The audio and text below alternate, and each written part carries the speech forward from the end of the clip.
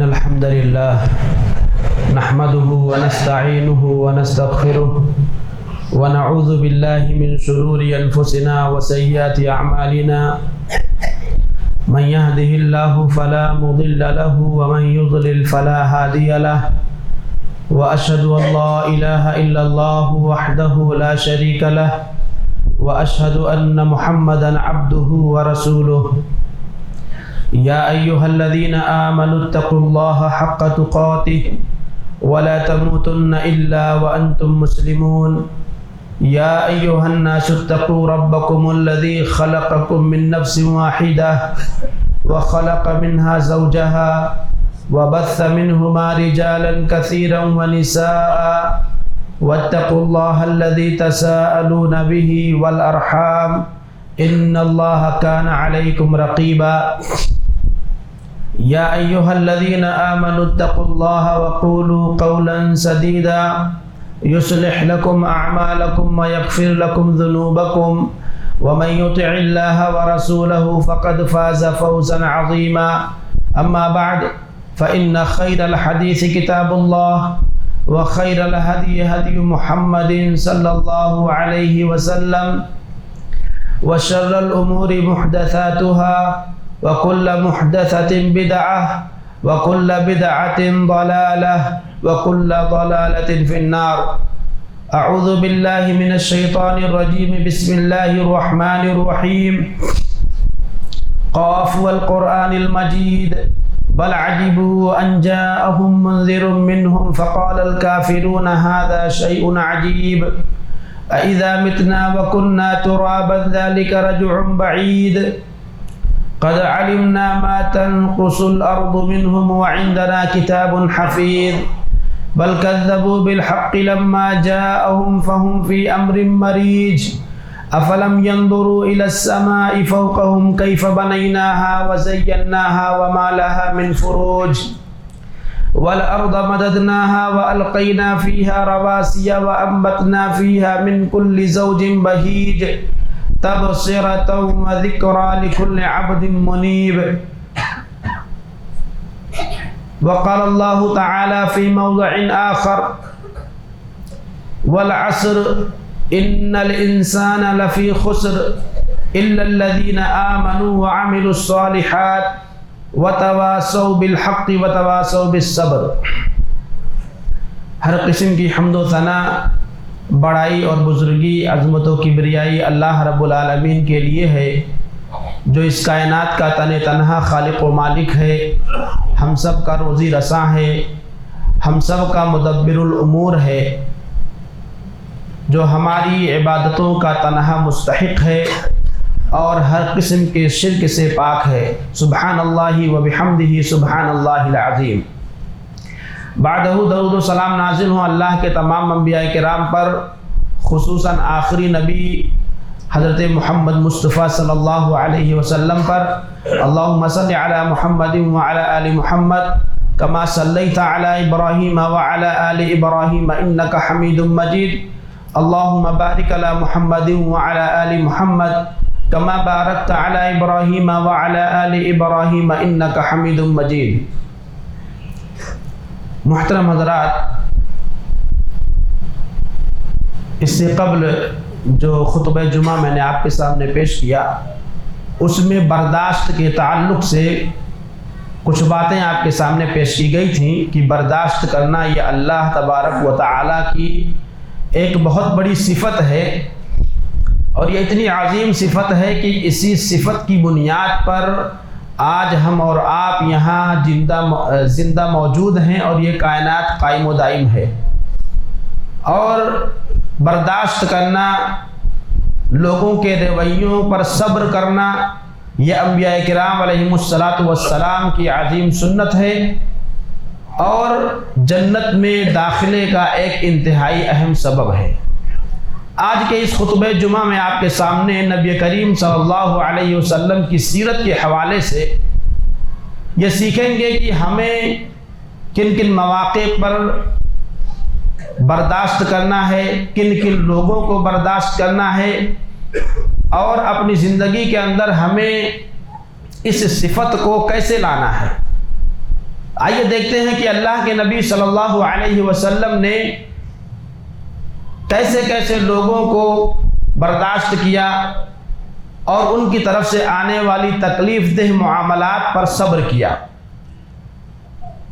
مشہور و معروف واقعہ ہے، ایک یمن کے اندر ایک قبیلہ ہے ازد شنوعہ، تو یمن سے ایک آدمی مکہ آتا ہے۔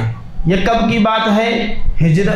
نبوت کے ابتدائی دور کی بات ہے، جب اللہ کے نبی بنائے گئے تو اس کے ابتدا کا یہ واقعہ ہے کہ زماد ازدی نامی، ازد قبیلے سے ان کا تعلق تھا، زماد بن ثعلبہ ان کا نام ہے پورا۔ تو یہ مکہ آئے تو مکہ والوں کا اس وقت کام یہ تھا کہ جب بھی کوئی باہر سے آدمی آتا تھا تو اس کے کان بھرتے تھے کہ یہاں پر ایک آدمی ہے محمد نام کا، وہ مجنوں ہے، وہ ساحر ہے، جادوگر، وہ کاہن ہے، دنیا بھر کے جو بھی، یعنی ان کے پاس جو بھی ہو سکتے تھے نبی سے دور رکھنے کے لیے وہ لوگ چالیں چلتے تھے، لوگوں کو بہکاتے تھے۔ تو زماد ازدی جب مکہ آئے تو مکہ والوں نے کہا کہ دیکھو ہمارے یہاں ایک شخص ہے جس کا نام محمد ہے، وہ مجنوں ہے۔ جنون کہتے ہیں عربی، یعنی عرب کے یہاں یہ تھا کہ جنون ایک بیماری ہے۔ یہ بیماری کیوں ہوتی ہے؟ جب جنات کسی کے اوپر پھونک دیتے تھے تو اس کی وجہ سے وہ پاگل ہو جاتے ہیں، یعنی ان کا ایک عقیدہ یہ تھا یا ان کی ایک سمجھ یہ تھی کہ جب کوئی آدمی پاگل ہو جاتا تھا تو وہ یہ سمجھتے تھے کہ جنات نے پھونک دیا ہے، تو اس پھونکنے کی وجہ سے وہ آدمی مجنوں ہو جاتا ہے۔ تو انہوں نے کہا کہ یہ محمد جو ہیں صلی اللہ علیہ وسلم یہ مجنوں ہو گئے ہیں، انہیں جنات نے چھو دیا ہے، پھونک دیا ہے، اس لیے ہوش حواس میں نہیں رہتے ہیں، الٹی سیدھی باتیں کرتے ہیں۔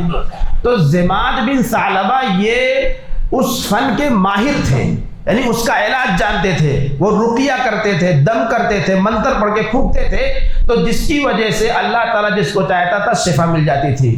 تو جب ان کے کان میں یہ بات پڑی، لوگوں نے کہا کہ محمد مجنوں ہو گئے ہیں، تو انہوں نے کہا ٹھیک ہے، میں اس کا بہت ہی ماہر ڈاکٹر ہوں، بہت ہی ماہر طبیب ہوں، حکیم ہوں، اس کا مجھے ایک رقیہ آتا ہے، میں پڑھ کے پھونک دوں گا، بہت سے لوگوں کو میں نے علاج کیا ہے، چلو محمد کا بھی علاج کرتے ہیں۔ چنانچہ اس کی ملاقات نبی کریم صلی اللہ علیہ وسلم سے ہوئی اور اس نے کیا کہا، اے محمد سنا ہے کہ تم مجنوں ہو گئے ہو۔ اب آپ سوچئے کہ اگر کوئی آدمی آپ سے بھرے بیچ راستے میں ملے اور کہے کہ سننے میں آیا کہ تم پاگل ہو گئے ہو، تو آدمی کو کیا لگے گا؟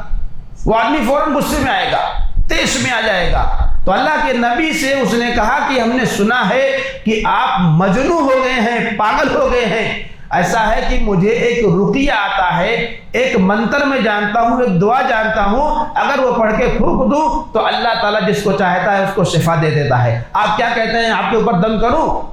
تو اللہ کے نبی صلی اللہ علیہ وسلم شروع ہوئے، آپ نے پڑھنا شروع کیا، ان الحمد للہ نحمدہ ونستعینہ من یہدہ اللہ فلا مضل لہ ومن يضلل فلا هادي له واشهد ان لا اله الا الله وحده لا شريك له واشهد ان محمدا عبده ورسوله اما بعد۔ اللہ کے نبی نے اتنا پڑھا، انہوں نے کہا پھر سے پڑھیے، اللہ کے نبی نے پھر پڑھا، انہوں نے کہا پھر سے پڑھیے، اللہ کے نبی نے 3 مرتبہ انہیں پڑھ کر کے سنایا، تو کہا اے محمد سنیے، میں کاہنوں کے کلام سے بھی واقف ہوں، میں ساحروں جادوگروں کے کلام سے بھی واقف ہوں، میں شاعروں کے کلام سے بھی واقف ہوں، اللہ کی قسم یہ تینوں چیزوں کی کلام سے آپ کا کلام مشابہ نہیں ہے، یقیناً آپ کوئی اور ہستی ہے اور آپ برحق نبی ہے، آپ ہاتھ آگے بڑھائیے، میں آپ کے ہاتھ پر اسلام قبول کرنا چاہتا ہوں، بیعت کرتا ہوں۔ اللہ کے نبی نے کہا ٹھیک، آپ نے اپنا ہاتھ بڑھایا، انہوں نے فوراً اسلام قبول کیا، لیکن دیکھیے یہاں ہوا کیا،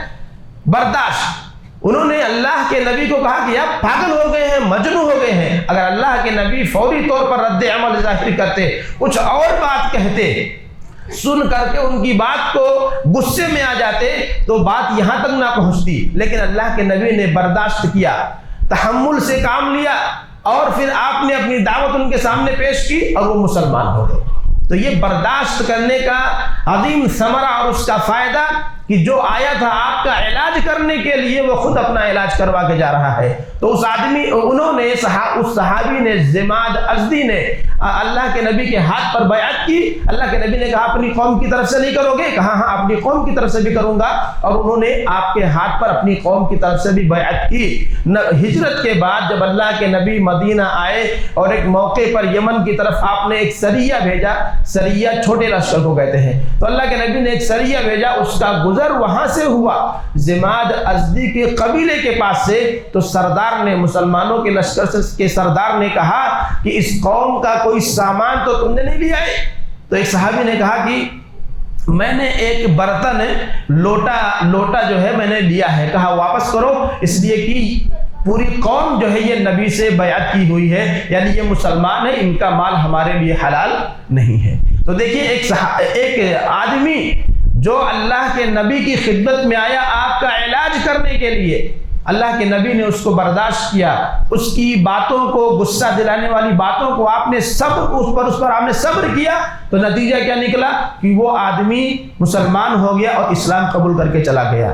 اسی طرح سے آپ دیکھیے کہ مکہ کے اندر مشرکین نے مسلمانوں کو کتنا ستایا، ہم سب اس سے واقف ہیں، کتنا ستایا، کتنا دکھ دیا، لیکن اس کے باوجود جب مکہ فتح ہوا اور جب اللہ کے نبی صلی اللہ علیہ وسلم مکہ کے اندر داخل ہوئے، یہ وہ وقت تھا کہ آپ ہر ایک سے چن کر بدلہ لے سکتے تھے، لیکن اللہ کے نبی نے وہاں پر عام اعلان کیا کہ آج سب کے لیے معافی ہے، جو اپنے گھر کا دروازہ بند کر لے اس کے لیے بھی معافی ہے، جو ہتھیار رکھ دے اس کے لیے بھی معافی ہے، یعنی ہر طرح سے اعلان کی ہر ایک کے لیے معافی کا اعلان۔ بعض روایتوں کے مطابق 4 لوگ، بعض روایتوں کے مطابق 6 لوگ، اور بعض روایتوں میں 9 لوگ صرف ایسے تھے کہ جنہیں اللہ کے نبی نے انہیں قتل کرنے کا حکم دیا تھا، کہ اگرچہ وہ خانہ کعبہ کے پردہ پکڑ کر لٹکے ہوئے ہوں تو وہاں بھی ان کو نہیں چھوڑنا ہے، قتل کر دینا ہے۔ حالانکہ وہاں پر کسی کو مارنا یہ حلال نہیں ہے، وہ حرم ہے۔ تو اللہ کے نبی نے کہا کہ حرم میں بھی اگر کوئی ملے، 4 لوگ جن نامزد لوگوں کا جو تذکرہ کیا اللہ کے نبی نے، فلاں فلاں فلاں، اگر وہ وہاں بھی ملے تو انہیں نہیں چھوڑنا ہے۔ لیکن وہاں بھی دیکھیے آپ صرف 2 لوگ اور بعض روایتوں کے مطلب 4 لوگ مارے گئے، اور جن لوگوں نے آ کر کے آپ سے معافی مانگ لی اللہ کے نبی نے انہیں معاف کر دیا۔ اکرمہ بن ابی جہل ان لوگوں میں سے تھے جن کے نام فرمان جاری ہوا تھا کہ انہیں مار دیا جائے۔ جب انہیں پتا چلا کہ میرے نام وارنٹ جاری ہوا ہے قتل کرنے کا، تو وہاں سے بھاگ کھڑے ہوئے، ایک کشتی میں سوار ہوئے، اور کشتی جب دریا کے اندر پہنچی تو وہاں وہ طوفان کے اندر پھنس گئی۔ اللہ نے کہا کہ خالص اللہ سے دعا کرو، کسی اور سے دعا نہیں کرنا۔ تو انہوں نے کہا کہ جب یہاں خالص اللہ سے دعا کرنے پر، یہاں پر سمندر کے اندر صرف اللہ بچانے والا ہے، تو پھر خشکی میں بھی صرف اللہ تعالیٰ ہی بچانے والا ہے۔ انہوں نے اللہ سے وعدہ کیا کہ اے اللہ اگر تو نے مجھے بچا لیا تو میں محمد صلی اللہ علیہ وسلم کے پاس جاؤں گا، آپ کے ہاتھ میں اپنا ہاتھ دے دوں گا، آپ کو جو کرنا ہوگا کریں گے۔ چنانچہ واپس آئے اور آ کر کے آپ نے اللہ کے نبی کے ہاتھ پر اسلام قبول کر لیا۔ تو یہ نبی کی یعنی رحمت دکھانے کا نتیجہ ہے۔ نبی نے رحمت دکھائی، آپ نے برداشت کیا، آپ نے موقع پانے پر دشمنوں سے بدلہ نہیں لیا۔ اس کا نتیجہ کیا نکل رہا ہے کہ لوگ اسلام قبول کر رہے ہیں، لوگ اسلام کی طرف آ رہے ہیں۔ آپ صلی اللہ علیہ وسلم ہجرت کر کے مدینہ پہنچے، وہاں پر آپ کو 2 دشمنوں سے آپ کا جو ہے کہ واسطہ پڑا، ایک تھے منافقین، دوسرے تھے یہود، اور ان دونوں کی طرف سے آپ کو مسلسل تکلیفیں پہنچی، لیکن آپ نے ہمیشہ برداشت کیا۔ آپ یاد رکھیں حضرت عائشہ رضی اللہ عنہا کہتی ہیں من ذقم رسول اللہ صلی اللہ علیہ وسلم نفسہ قط، اللہ کے نبی نے اپنے نفس کی خاطر کبھی کسی سے انتقام نہیں لیا۔ اللہ کے نبی نے اپنے خاطر، آپ کی شان میں گستاخی کی گئی، آپ کو ایذا دی گئی، آپ کو تکلیف دی گئی، تو اس وجہ سے اللہ کے نبی نے کبھی کسی سے بدلہ نہیں لیا۔ الا ان تنتہک حرمت اللہ، ہاں اگر اللہ کی حرمت پامال کی جاتی تھی، کوئی شخص ایسا گناہ کرتا تھا جس پر حد واجب ہو جاتی تھی، تو گواہوں کے بعد اللہ کے نبی اس پر حد لگانے میں یعنی کوئی مداہنت نہیں کرتے تھے، کوئی کمزوری نہیں دکھاتے تھے۔ بلکہ سختی کے ساتھ اللہ کے حدود کو نافذ کرتے تھے۔ تو اللہ کے نبی نے کی قوت برداشت کہ آپ نے کبھی بھی اپنی ذات کی خاطر کسی سے جو ہے کہ بدلہ نہیں لیا۔ یہود آپ کو مختلف طریقوں سے پریشان کرتے تھے۔ ان کا ایک طریقہ یہ تھا، صحابہ کرام جب کوئی بات سمجھ نہیں پاتے تھے، اللہ کے نبی جب کوئی بات کہتے اور کسی کو کوئی بات سمجھ میں نہیں آتی تو کہتا راعنا۔ راعنا مطلب ہوتا ہے اللہ کے نبی ہماری رعایت کیجئے، پھر سے بات کہہ دیجئے، آپ نے کیا کہا ہمیں سمجھ میں نہیں آیا، راعنا۔ لیکن یہود جب آتے تو کہتے راعینا، عین کے بعد یا بڑھا دیتے، را الف زبر را عین زیر ای، راعی اس کا مطلب ہوگا ہماری رعایت کیجئے، ہم نہیں سمجھ پائے پھر سے بتا دیجئے۔ اور اگر عین کے ساتھ یا بڑھا دے تو مطلب ہوگا چرواہا۔ تو وہ لوگ کہتے تھے، صحابہ کہتے راعینا، تو یہ لوگ کہتے آ کر کے یہود راعینا، اے ہمارے چرواہے، اے ہمارے بکریوں کے چرانے والے۔ تو بکریاں عام طور سے غلام چراتے ہیں، تو یعنی ایک طرح سے اللہ کے نبی کو تکلیف پہنچاتے تھے لفظی اعتبار سے۔ اللہ تبارک و تعالیٰ نے آیت نازل فرمائی، یا ایھا الذین آمنوا لا تقولوا راعنا، اے ایمان والو راعنا مت کہو۔ لفظ راعنا نبی سے جب بات کرنی ہو تو راعنا نہ کہو، وقولوا انظرنا، انظرنا کہو، انظرنا۔ اللہ نے ادب سکھلایا کہ نبی سے جب بات کرنا ہو، کچھ کہنا ہو تو وہاں پر نبی سے کیسے بات کرو، اللہ نے ادب سکھلایا صحابہ کو، اور فرمایا واسمعوا، دھیان سے سنا کرو۔ جب نبی کوئی بات کہیں تو دھیان سے سنو تاکہ بعد میں پوچھنے کی ضرورت نہ آئے۔ تو اس طرح سے یہود آپ کو ذہنی اذیت پہنچاتے تھے۔ اسی طرح سے ان کا ایک طریقہ یہ تھا کہ اللہ کے نبی کی خدمت میں جب آتے تو آپ کو سلام نہیں کرتے تھے، بلکہ کہتے تھے السلام علیکم۔ السلام کا مطلب ہوتا ہے تمہارے اوپر موت ہو۔ السلام علیکم، لام غائب کر دو، لام ہٹا دو، السلام۔ ہم لوگ کیا کہتے ہیں؟ السلام علیکم، اس میں لام آتا ہے، تو اگر لام کو ہٹا دے تو اس کا مطلب ہوگا السلام علیکم، تمہارے اوپر موت ہو۔ تو ایک مرتبہ یہود کا چند یہودی نبی کی خدمت میں حاضر ہوئے۔ اس وقت اللہ کے نبی حضرت عائشہ کے حجرے میں تھے، اجازت لے کر اندر پہنچے تو انہوں نے کہا السلام علیکم۔ اللہ کے نبی نے جواب دیا وعلیکم، تم پر۔ انہوں نے کہا تم پر موت ہو، اللہ کے نبی نے جواب دیا وعلیکم، تم پر بھی ہو۔ حضرت عائشہ رضی اللہ عنہ نے جب دیکھا کہ اللہ کے نبی نے تھوڑا سا جواب دیا ہے تو وہ نہیں صبر کر سکی، ان کو غصہ آیا اور ان کو نہیں صبر کر سکی، اور انہوں نے کہا السلام علیکم ولعنکم اللہ وغضب اللہ علیکم۔ ارے تم پر موت آئے، تمہارے اوپر اللہ کی لعنت بھی ہو، تمہارے اوپر اللہ کا غضب بھی ہو۔ اللہ کے نبی نے فوراً حضرت عائشہ رضی اللہ عنہ کو تنبیہ کی، کہا یا عائشہ مہلن مہلن، یا عائشہ رکو رکو رکو، اتنا یعنی علیکی بالرفق، نرمی پکڑو، نرمی اختیار کرو، وَإِيَّاكِ وَالْعُنُفِ، کسی کو جواب دینے میں سختی مت کرو۔ ایسا یعنی جب حضرت عائشہ نے انہوں نے کیا کہا السلام علیکم، تمہارے اوپر موت ہو، اللہ کے نبی نے جواب دے دیا، لیکن حضرت عائشہ نے موت کے ساتھ ساتھ ان کے اوپر لعنت بھی بھیجی اور اللہ کا غضب نازل ہو یہ بھی کہا، یعنی دو باتوں کا اضافہ کر دیا۔ تو اللہ کے نبی نے کہا نہیں، سختی مت برتو، جواب دینے میں سختی مت برتو۔ دیکھیے یہاں اللہ کے نبی برداشت کر رہے ہیں، ہم اور آپ ہوتے اگر ہمیں کوئی آ کر کے کہے کہ تیرا ستیہ ناش ہو تو ہم تو اس کو چھوڑیں گے نہیں، دو چار ماریں گے، ضرور ماریں گے۔ لیکن اللہ کے نبی سامنے سے جب دوسرے نے جواب دیا تو اللہ کے نبی اس کو سمجھا رہے ہیں کہ نہیں، ایسا نہیں جواب دینا ہے۔ جواب کیسے دینا ہے؟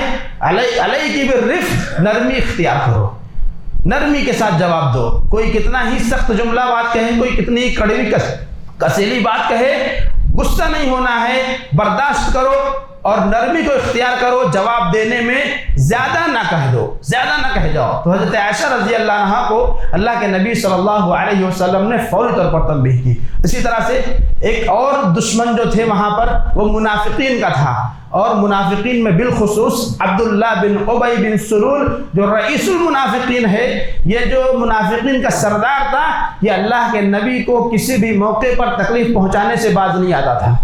ہمیشہ جب بھی اس کو موقع ملتا پیٹھ پیچھے اللہ کے نبی کی برائی ہی کرتا تھا۔ اس کی وجہ بھی بیان کی جاتی ہے کہ نبی کریم صلی اللہ علیہ وسلم مدینہ جب آئے ہیں اس سے پہلے اوس اور خزرج جو انصار مدینہ کے دو بڑے قبیلے تھے، انصار سے، جن کا تعلق انصار سے ہے، تو انہوں نے آپس میں طے کیا تھا کہ عبداللہ بن ابی کو اپنا ہم سردار بنائیں گے، بادشاہ بنائیں گے۔ اس کے لیے آرڈر ہو چکا تھا، اس کا تاج بن رہا تھا، تاج سر پہ جو رکھتے ہیں، سب کچھ آرڈر ہو گیا تھا کہ اس کے لیے کیا کیا بننا ہے۔ اسی درمیان میں اللہ کے نبی تشریف لے آئے مدینہ ہجرت کر کے، تو اس کی جو سرداری تھی، یہ سرداری اس سے چھن گئی۔ اس وجہ سے کچھ دنوں تک تو یہ بغیر اسلام کے رہا۔ پھر جب اس نے دیکھا، جنگ بدر میں جب دیکھا کہ مسلمان جیت گئے ہیں، تو اس نے اسلام قبول کرنے کا اعلان کر دیا کہ میں بھی مسلمان ہوتا ہوں۔ اس کے بعد اس کا کام کیا تھا، ہر جمعہ کو اللہ کے نبی صلی اللہ علیہ وسلم جب تقریر خطبہ دیتے تو یہ دوران خطبہ کھڑے ہوتا اور لوگوں سے کہتا، اے لوگو، یہ اللہ کے رسول ہیں، ان کی مدد کرو، ان کی بات مانو، ان کی فرما برداری کرو، ان کی مدد کرو، ان کی تائید کرو، اور اس کے بعد بیٹھ جاتا تھا۔ ہر جمعہ کو یہ کام کرتا تھا۔ جنگ احد کا معاملہ جب پیش آیا، جب جنگ احد پیش آیا، تو جنگ احد میں اللہ کے نبی نے مختلف لوگوں سے مشورہ مانگا کہ اس جنگ کے لیے کیا حکمت عملی اپنائی جائے، کیسے ان کا مقابلہ کیا جائے۔ تو عبداللہ بن ابی بن سلول نے مشورہ دیا کہ ہم اپنے گھروں میں رہیں گے، ہم یہیں رہ کر کے مقابلہ کریں گے، باہر میدان میں نہیں نکلنا ہے۔ دوسرے لوگوں نے مشورہ دیا کہ باہر نکل کر دشمنوں سے مقابلہ کیا جائے۔ اللہ کے نبی صلی اللہ علیہ وسلم مطلب پہن کر کے ہتھیار پہن کر کے باہر نکلے تو صحابہ کرام بھی نکل کھڑے ہوئے۔ راستے میں عبداللہ بن ابی بن سلول اپنے 300 ساتھیوں کو لے کر کے نکل گیا، واپس آ گیا، کہا ہماری بات نہیں مانی گئی ہے، اس لیے ہم آپ کے ساتھ نہیں جائیں گے۔ جنگ احد ہوا، ختم ہو گیا۔ پھر جب اللہ کے نبی صلی اللہ علیہ وسلم جمعہ کے دن خطبے کے لیے کھڑے ہوئے اور آپ نے خطبہ دینا شروع کیا، وہ منافق پھر کھڑا ہوا۔ کسی نے، ان کے بغل میں جو لوگ تھے، ان لوگوں نے اس کا کرتا پکڑ کر کے بٹھا دیا، کہا بیٹھ۔ جب نبی کی مدد کرنے کا موقع آتا ہے تو خود بھاگ جاتا ہے۔ جنگ احد میں اپنے 300 ساتھیوں کے ساتھ یہ بھاگ گیا تھا عبداللہ بن ابی بن سلول، اور یہاں ہر جمعہ کو کھڑے ہو کر کے کہتا ہے کہ لوگوں، محمد صلی اللہ علیہ وسلم کے عوض اللہ نے ان کے ذریعے تمہیں عزت دی ہے، تمہیں غلبہ دیا ہے، ان کی مدد کرو، ان کا کہا مانو، اور خود بھاگ جاتا ہے۔ پکڑ کر کے ان کو کھینچ کر کے بٹھا دیا گیا۔ وہ جو ہے کہ دندناتا ہوا مسجد سے بھاگ گیا کہ ہماری بے عزتی کر دی گئی ہے۔ تو یہ بندہ اللہ کے نبی صلی اللہ علیہ وسلم کو تکلیف پہنچانے میں پیش رہتا تھا۔ اللہ کے حضرت عائشہ رضی اللہ عنہا پر جو الزام لگایا گیا زنا کا، اس میں مرکزی کردار اسی کا تھا۔ کئی ایک موقع پر، ایک مرتبہ ایک غزوہ مریسی، اللہ کے نبی صلی اللہ علیہ وسلم صحابہ کرام کے ساتھ واپس آ رہے تھے، غزوے سے واپس ہو رہے تھے۔ ایک مقام پر ٹھہرے اور وہاں پر پانی کے لیے 2 لوگوں کا جھگڑا ہو گیا۔ ایک حضرت عمر بن الخطاب کا غلام تھا اور ایک انصار میں سے تھا۔ تو انصاری غلام نے آواز لگائی، اے انصاریوں، مدد کے لیے دوڑو، اور حضرت عمر کے غلام نے آواز لگائی، اے مہاجرین کی جماعت، میری مدد کے لیے دوڑو۔ اللہ کے نبی نے سنا تو کہا، یہ کون سی جاہلیت کی پکاری جا رہی ہے؟ دونوں طرف سے بات بڑھی۔ عبداللہ بن ابی بن سلول کو پتا چلا، پیچھے یعنی مجلس میں نہیں، اپنے ساتھیوں کے بیچ میں کیا کہتا ہے، کہا تھا نا میں نے، آج کھلا رہے ہو ان کو، پلا رہے ہو، نہیں مراد مہاجرین تھے جو مکہ سے ہجرت کر کے آئے تھے، کہ تم ان کی مدد کر رہے ہو، انہیں اپنا گھر بار دے رہے ہو، سب کچھ دے رہے ہو، آج تمہیں ہی کاٹ کھانے دوڑ رہے ہیں۔ تو اس نے مختلف باتیں کہیں۔ اس نے ایک بات یہ بھی کہی کہ ابھی مدینہ ہم واپس جا رہے ہیں، وہاں جا کر کے لَيُخْرِجَنَّ الْأَعَزُّ مِنْهَا الْأَذَلَّ، جو عزت دار آدمی ہے وہ ذلت والے آدمی کو باہر نکال دے گا۔ یہ بات ایک صحابی نے اللہ کے نبی سے جا کر کے کہہ دی کہ ایسا عبداللہ بن ابی بن سلول نے کہا ہے۔ اس کو جب خبر ہوئی کہ میری بات وہاں تک پہنچ گئی ہے، بھاگتا اللہ کے نبی کی خدمت میں آیا اور کہنے لگا، اللہ کی قسم میں نے ایسی کوئی بات کہی ہی نہیں ہے۔ تو اللہ کے نبی نے، جس صحابی نے آ کر کے نبی سے کہا تھا، اللہ کے نبی نے انہیں ڈانٹا، کہا کہ ایسی بات کیوں لا کر کے تم پہنچا رہے ہو جب اس نے کہی ہی نہیں ہے۔ اللہ نے آیت نازل فرمائی، آیت نازل فرمائی کہ یہ بات کس نے کہی ہے، کون صحیح ہے کون جھوٹا ہے، اور پھر اس صحابی کی تصدیق کی۔ اور اللہ کے نبی نے جب دیکھا کہ معاملہ بگڑتا جا رہا ہے تو اللہ کے نبی نے سب کو کہا کہ ابھی فوراً یہاں سے نکلو۔ وہاں سے سب لوگ فوراً نکلے، مدینہ پہنچے۔ تو مدینہ جس وقت پہنچے، وہ عام طور سے اللہ کے نبی غزوے سے واپسی میں اس وقت نہیں پہنچتے تھے، اس لیے انصار کے ایک بڑے سردار نے جو غزوے میں شریک نہیں تھے، انہوں نے پوچھ لیا کہ اللہ کے نبی کیا بات ہے، کیا بات ہے، آپ آج ایسے وقت میں آ گئے؟ اللہ کے نبی نے کہا کیا تم نے سنا نہیں کہ تمہارے ساتھی نے کیا کہا ہے؟ تو انہوں نے کہا اللہ کے نبی جانے دیجئے، معاف کر دیجئے، اس کے لیے جو ہے کہ اس کو سردار ہم لوگ بنانے والے تھے، اسی بیچ میں آپ جو ہے کہ آ گئے، اس کی سرداری چھن گئی، اس لیے اس طرح کی حرکتیں کر رہا ہے۔ تو اس طرح سے عبداللہ بن ابی بن سلول یہ نبی کریم صلی اللہ علیہ وسلم کو ہر موقع پر تکلیف پہنچاتا تھا، یہاں تک کہ ایک غزوے سے واپسی پر باقاعدہ انہوں نے پلان بنایا کہ آپ کو مار دیا جائے، نبی کریم صلی اللہ علیہ وسلم کو مار دیا جائے۔ اللہ رب العالمین نے وحی کے ذریعے سے نبی کو مطلع کیا، آگاہ کیا، اللہ کے نبی صلی اللہ علیہ وسلم نے پھر حفاظتی اقدامات کیے کہ ان سے کیسے بچنا ہے۔ بہرحال تو انہوں نے ہر موقع پر اللہ کے نبی کو تکلیف پہنچانے کی کوشش کی، مگر اس کے باوجود اللہ کے نبی صلی اللہ علیہ وسلم نے ہمیشہ اس سے درگزر کیا، ہمیشہ انہیں معاف کیا، کبھی بھی ان سے بدلہ نہیں لیا۔ کئی مرتبہ صحابہ نے کہا اللہ کے نبی اجازت دیجیے اس کی گردن مار دی جائے، لیکن اللہ کے نبی نے ہمیشہ یہ بات کہہ کر کے نظر انداز کر دیا کہ نہیں، لوگ کہیں گے کہ محمد اپنے ہی ساتھیوں کو مار دیتا ہے، اس لیے اللہ کے نبی نے اسے کبھی بھی اس سے کبھی بدلہ نہیں لیا، یہاں تک کہ جب اس کی وفات کا وقت آیا، وہ مر گیا، تو ان کے جو صاحبزادے تھے وہ صحابی ہیں اور نیک دل ہیں، سچے تھے، انہوں نے آ کر کے اللہ کے نبی سے کہا کہ اللہ کے نبی میرے والد کا نماز جنازہ پڑھ دیجئے۔ حضرت عمر رضی اللہ عنہ نے اللہ کے نبی کا کرتا پکڑ لیا، کہا نہیں آپ نہ پڑھانے جائیں۔ اللہ کے نبی نے کہا نہیں میں پڑھانے جاؤں گا۔ آیت نازل ہوئی استغفر لہم او لا تستغفر لہم، آپ اس کے لیے استغفار کریں نہ کریں اللہ تعالیٰ اسے معاف نہیں کرے گا، اگر آپ 70 مرتبہ کریں تو بھی اللہ تعالیٰ معاف نہیں کرے گا۔ اللہ کے نبی نے کہا کہ میں 70 سے زیادہ مرتبہ اس کے لیے استغفار کروں گا۔ اللہ کے نبی گئے، اس کی نماز جنازہ پڑھائی، اور اس کو آپ نے اپنا کرتا اپنا کپڑا اس کو یعنی کفن کے لیے دیا، کفن کے لیے۔ دیکھیں کس قدر یعنی ایک دشمن ہے جس نے زندگی پر آپ کو تکلیف پہنچائی ہے، آپ کو، آپ کی گھر والیوں کو، مسلمانوں کو ہر اعتبار سے، لیکن اللہ کے نبی دیکھیے کس قدر یعنی تحمل اور برداشت سے کام لے رہے ہیں، کیسا اعلیٰ اخلاق پیش کر رہے ہیں کہ اللہ کے نبی نے موت کے وقت اس کی وفات پر اس کو اپنا جبہ بھی دیا، اپنا کپڑا دیا اس کے دفنانے کے لیے۔ اور اللہ رب العالمین کے کہنے کے باوجود اللہ تعالیٰ نے کہا کہ آپ اس کی یعنی آپ چاہے اس کے لیے استغفار کریں چاہے نہ کریں اللہ تعالیٰ اسے معاف نہیں کرے گا، اس کے باوجود اللہ کے نبی نے اس کی نماز جنازہ پڑھائی۔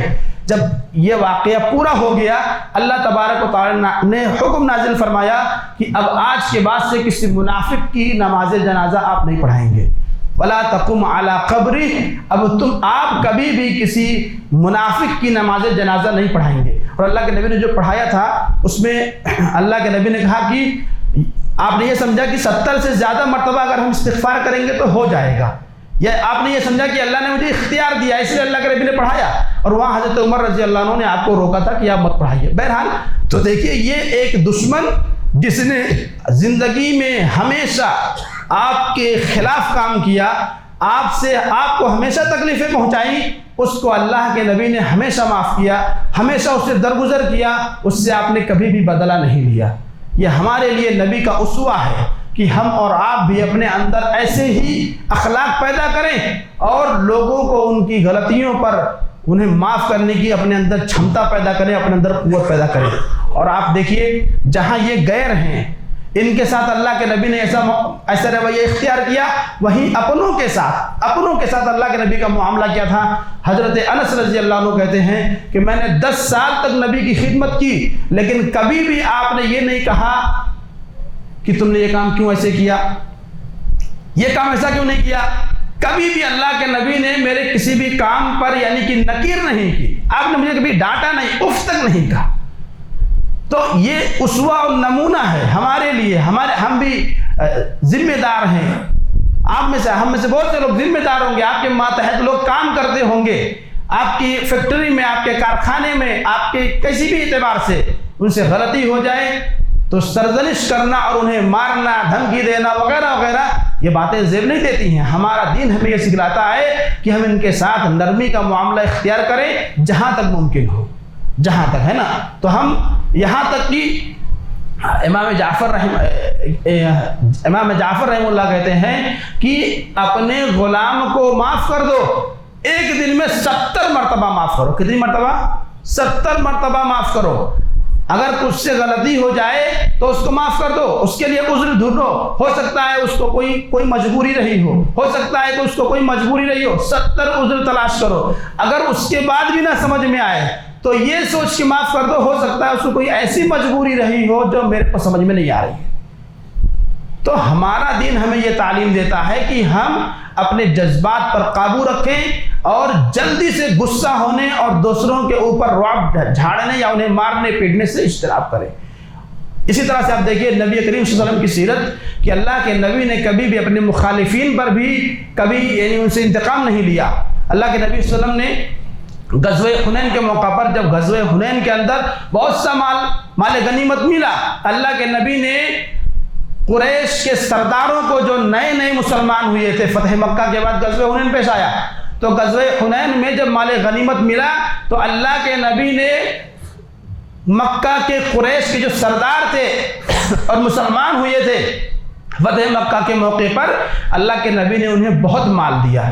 جب یہ تقسیم ہوئی تو انصار میں سے کچھ نوجوان، جوشیلے نوجوان، انہوں نے کہہ دیا کہ اللہ کی قسم اس تقسیم میں انصاف سے کام نہیں لیا گیا ہے۔ اللہ کے نبی کو جب بات پتہ چلی، آپ نے کہا کہ اللہ کی قسم موسیٰ علیہ السلام کو تو اس سے بھی زیادہ تکلیف ہوئی، موسیٰ علیہ السلام کو اس سے بھی زیادہ تکلیف دی گئی، فصبر، انہوں نے صبر کیا، تو میں بھی صبر کروں گا، یعنی لوگوں کی تکلیف دہ باتیں پر صبر کروں گا۔ اسی طرح سے حضرت علی رضی اللہ عنہ نے یمن سے ایک مرتبہ تھوڑا سا سونا بھیجا اور وہ سونا اللہ کے نبی نے 4 لوگوں میں تقسیم کر دیا۔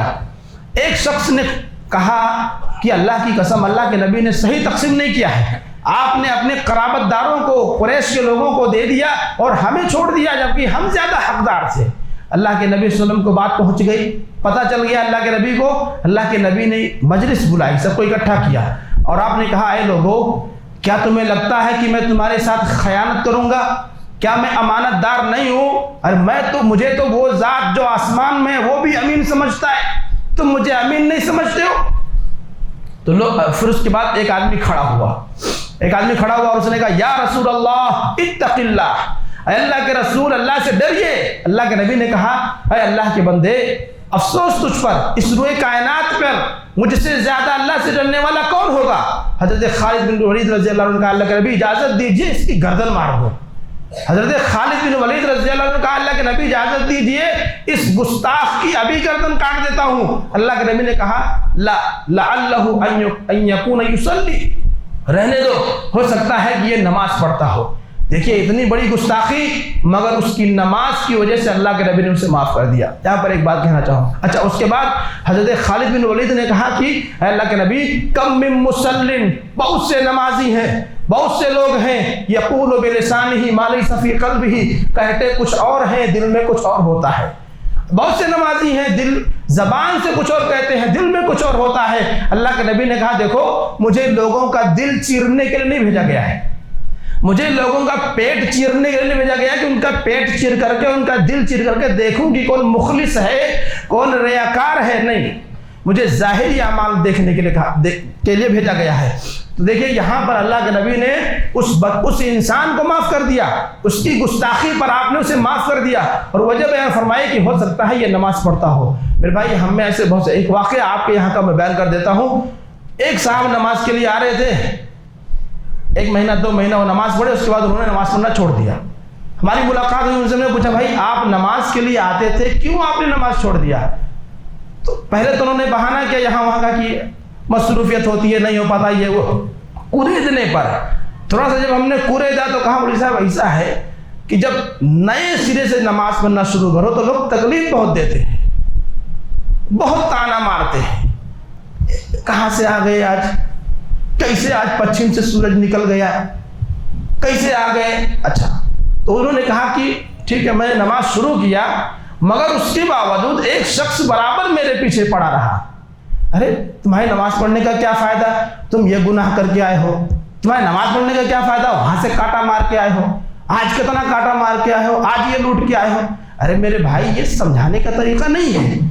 اگر کوئی اس نے کہا کہ میں اس کے اس کمنٹ کی وجہ سے میں نے نماز پڑھنا چھوڑ دیا کہ کون جائے گا روز روز اس سے بحث کرنے کے لیے.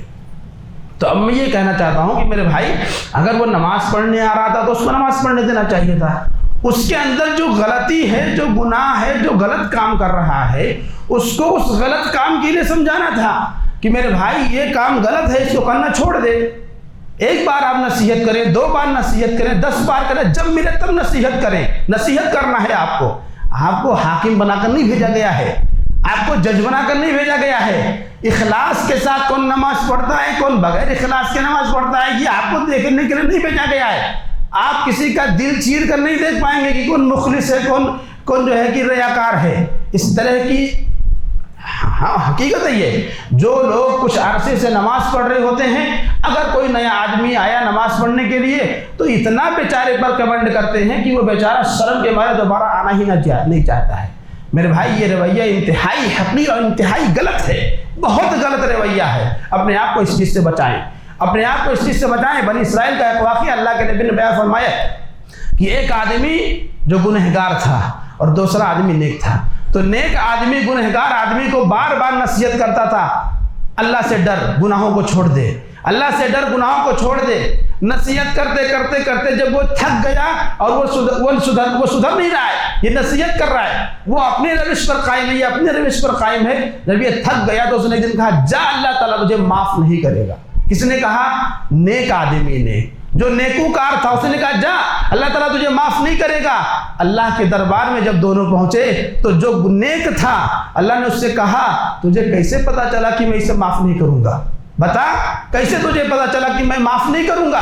جا، میں نے اس کو معاف کر دیا اور تجھے میں نے جہنم میں ڈال دیا. تو اے اللہ کا فیصلہ ہے، حدیث ہے، صحیح حدیث ہے. میرے بھائی ہم نیکی کر رہے، بہت اچھی بات ہے. اس نیکی پر اگر کوئی آ رہا ہے تو اس کو اس راستے پر آنے کے لیے اس کو دعا دیں، اللہ تعالیٰ اس کو ثابت قدم رکھے، اس نیکی پر اس کو باقی رکھے. اس کے اندر جو گناہ ہے، جو غلطیاں ہیں، جو معاملات اس کے خراب ہیں، ان معاملات پر اسے تنبیہ کی جائے. یہ کیا بات ہوئی کہ تیرے نماز پڑھنے کا کیا فائدہ جب تو کاٹا مارتا ہے؟ تیرے نماز کا کیا فائدہ جب تو جھوٹ بولتا ہے؟ تیرے نماز کا کیا فائدہ جب تو یہ غلط کام کرتا ہے؟ کیوں نہیں فائدہ ہے؟ آپ کو کیسے معلوم کہ اسے کوئی فائدہ نہیں مل رہا ہے؟ یقیناً اس کی نماز اس کو فائدہ پہنچائے گی. ان الصلاۃ تنہی عن الفحشاء والمنکر، نماز بے حیائی سے، برے کاموں سے روکتی ہے. ڈائریکٹ ایک بار کی نہیں رک جاؤ گے آپ، آہستہ آہستہ آپ رکو گے، اسٹیپ بائی اسٹیپ آپ سدھرو گے. تو اس لیے لوگوں کو اصلاح کی اگر فکر ہے تو اللہ کے واسطے سیدھا راستہ اختیار کریں، کسی کو متنفر نہ کریں، کسی کو بھگائیں نہ. اگر آپ کے عمل سے، آپ کے کردار سے کوئی بھاگ جا رہا ہے تو آپ فیصلہ کر دیں گے ارے اگر وہ مخلص ہوتا تو روزانہ نماز پڑھنے آتا. ارے بھائی وہ آپ کا کمنٹ سننے کے لیے نہیں آ رہا تھا نماز پڑھنے کے لیے کہ روز روز آپ اس کو تنگ کرو. تو یہ عادت بہت غلط ہے. اگر جو لوگ بھی اس طرح کی عادت ہے جن کی ہے وہ اپنی اصلاح کریں. اور ایسے لوگ جو نماز پڑھنا شروع کر رہے ہیں یا اور دیگر نیکیاں کر رہے ہیں، اگر آپ کے نیک کام پر لوگ کمنٹ کر رہے ہیں، آپ نے داڑھی رکھنا شروع کیا، آپ کو ملا کہہ کے چڑھایا جا رہا ہے، آپ نے اپنا کپڑا ٹخنوں سے اوپر کرنا شروع کر دیا، آپ کو دیندار کہہ کر کے یعنی مختلف ناموں سے پکارا جاتا ہے، چڑھایا جاتا ہے، آپ صبر کریں. یہ موقع ہے جب کہ اس پر صبر کرنا ہے. یہ بھی صبر کا موقع ہے، یہ بھی برداشت کا موقع ہے. اس موقع پر برداشت کریں. شیطان آپ کو اس راستے سے ہٹانا چاہتا ہے اور شیطان کو ایک آلہ مل گیا ہے سہارا، اس کے ذریعے سے آپ کو بھٹکانا چاہتا ہے. اس لیے آپ بھٹکے نہ. آپ نماز پڑھ رہے تھے، آپ نماز کے لیے آئیے. آپ نیکیاں کر رہے تھے، آپ نیکیاں کریے. جو غلطیاں ہیں ان غلطیوں کو چھوڑنے کی کوشش کیجیے، ان غلطیوں سے باز آنے کی کوشش کیجیے. اور جو نیکیاں کر رہے ہیں اللہ کے واسطے ان کی نیکیوں کو بنیاد بنا کر کے، ان کے گناہوں کو بنیاد بنا کر کے اس طرح کا فیصلہ صادر نہ کریں. یہ غلط طریقہ ہے. تو بہرحال اللہ کے نبی صلی اللہ علیہ وسلم نے ہمیشہ اپنے دشمنوں سے کبھی بھی کسی بھی موقع پر آپ نے بدلہ نہیں لیا اپنی خاطر. آپ کو تکلیف پہنچائی گئی، آپ کو نقصان پہنچایا گیا، آپ کو کچھ بھی تکلیف ہوئی، اللہ کے نبی نے اپنی ذات کی خاطر کبھی کسی سے بدلہ نہیں لیا. لہذا ہمیں بھی چاہیے کہ ہم اپنے اندر برداشت کی قوت پیدا کریں. اچھا برداشت کی قوت آئے گی کیسے؟ جب ہم برداشت کرنا سیکھیں گے تب. اللہ کے نبی نے کہا انما العلم بالتعلم، علم حاصل کرنے سے آتا ہے. یوں ہی آپ عالم نہیں بن جائیں گے، یوں ہی آپ ایجوکیٹڈ نہیں ہو جائیں گے. جب آپ علم حاصل کریں گے، ایجوکیشن آپ حاصل کریں گے، تب آپ عالم بنیں گے. تب آپ جانکار ہوں گے. ویسے ہی وَإِنَّمَا الْحِلْمُ بِالتَّحَلُّمِ، جیسے علم حاصل کرنے سے آتا ہے، ویسے ہی حلم برداشت کرنا یہ برداشت کرنے سے آتا ہے. جب ہم برداشت کرنا سیکھیں گے تب ہمارے اندر برداشت کرنے کا مادہ پیدا ہوگا. تو چھوٹی چھوٹی باتوں سے ہم شروع کریں، چھوٹی چھوٹی باتوں پر ہم اپنی زندگی کا جائزہ لیں کہ ہم کہاں فوراً غصہ ہو جاتے ہیں. ذرا سی بات ہوئی، گھر کے اندر ہیں بچے، کسی بچے نے آواز کیا، غصہ آ گیا. کوئی اور بات ہوئی، غصہ آ گیا. بات پر ہم غصہ ہو رہے ہیں تو ہم اپنا جائزہ لیں کہ ہم کہاں بہت جلدی سے غصہ ہو جاتے ہیں، ماچس کی تیلی کی طرح کام جل اٹھتے ہیں. ہم اپنا جائزہ لیں اور پھر برداشت کرنا سیکھیں. آہستہ آہستہ ہم سیکھتے جائیں گے اور ہماری قوت برداشت جو ہے یہ مضبوط ہوتی جائے گی اور ہم سیکھتے جائیں گے. یہ سیکھنے سے آتا ہے. انما الحلم بالتحلم، جیسے علم سیکھنے سے آتا ہے ویسے ہی حلم برداشت کرنے کا مادہ یہ بھی سیکھنے سے آتا ہے. بغیر سیکھے نہیں آ جائے گا، یوں ہی نہیں ہو جائے گا. کوئی تعویذ نہیں اس کے لیے، کوئی فلسفہ نہیں، کوئی کورس نہیں، کچھ نہیں. یہ سیکھنے سے آتا ہے. سیکھیں گے تو ہمارے اندر برداشت کا مادہ پیدا ہوگا. بالخصوص خواتین سے میں کہوں گا، ہمارے یہاں خواتین میں بالخصوص یہ کمی، یعنی اس حوالے سے بہت کمی ہوتی ہے. بات بات پر نند اور بھاؤج کا جھگڑا، بات بات پر ساس اور بہو کا جھگڑا. بعض دفعہ تو یہاں تک رہتا ہے کہ خواتین اگر آپس میں اختلاف کر بیٹھتی ہیں تو اس اختلاف کو وہ اپنے بچوں تک منتقل کرتی ہیں، اپنے بچوں تک. یعنی وہ بچوں پر بھی دباؤ بناتی ہیں کہ اگر ہمارا کسی سے جھگڑا ہو گیا ہے تو اب اس کے بچوں سے ہمارے بچے واسطہ نہ رکھیں. جیسے میں اس خاتون سے نفرت کرتی ہوں ویسے ہی میرے بچے بھی ان کے بچوں سے نفرت کریں. یاد رکھیں یہ بہت ہی غلط روش ہے. یہ بچے ابھی جن کا ذہن صاف و شفاف ہے، انہیں ابھی جن کے اندر ابھی ہمیں یعنی جو ابھی بنائے جا رہے ہیں، جن کو ابھی سنوارا جا رہا ہے، سینچا جا رہا ہے، جب آج سے ہی ہم غلط چیزوں کے ذریعے ان کی پرورش کریں گے تو وہی چیزیں آگے ہمیں ملیں گی. اس لیے ابھی بچوں کے ذہنوں کو خراب نہ کریں. آپ کی کسی سے نہیں جمتی ہے، نہ جمے. بچوں کو اس حوالے سے اس معاملے میں نہ گھسیٹیں. واللہ یہ ہمارے ہر گھر کی کہانی ہے. آپس میں اختلافات ہیں، ان کا بچہ ان کے پاس چلے گیا تو پھر خوب پٹائی ہوتی ہے. کیوں گیا؟ کاہے کو نہیں گیا؟ کیوں گیا؟ کوئی غلطی نہیں ہوگی بچے کی لیکن مار پڑے گی. کیوں؟ کیونکہ ان کی ان سے نہیں جمتی ہے. یہ اپنی ذاتی دشمنی کو بچوں تک منتقل کرتی ہے. تو اللہ کے واسطے ان چیزوں سے اپنے آپ کو بچائے. اپنے اندر صبر کا مادہ پیدا کریں، برداشت کا مادہ پیدا کریں. رشتے جو آج ہمارے سماج کے اندر بکھرے ہوئے ہیں، جو ہمارے رشتے بکھر گئے ہیں، خاندان ٹوٹ گیا ہے، انتشار کا شکار ہے، اس کی سب سے بڑی وجہ یہ عدم برداشت ہے کہ ہم برداشت نہیں کرتے. ذرا سی بات ہوئی رشتہ ختم، ذرا سی بات ہوئی بول چال بند، آنا جانا بند. نہ ہم تمہارے شادی میں جائیں گے، نہ تم ہمارے شادی میں آنا.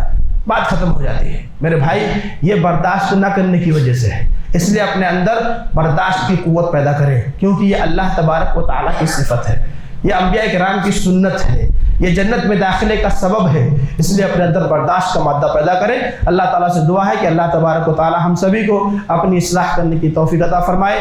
ہمارے اندر جو بھی کمیاں اور خرابیاں اور خامیاں ہیں اللہ تعالیٰ ہمیں انہیں دور کرنے کی توفیق عطا فرمائے. آمین.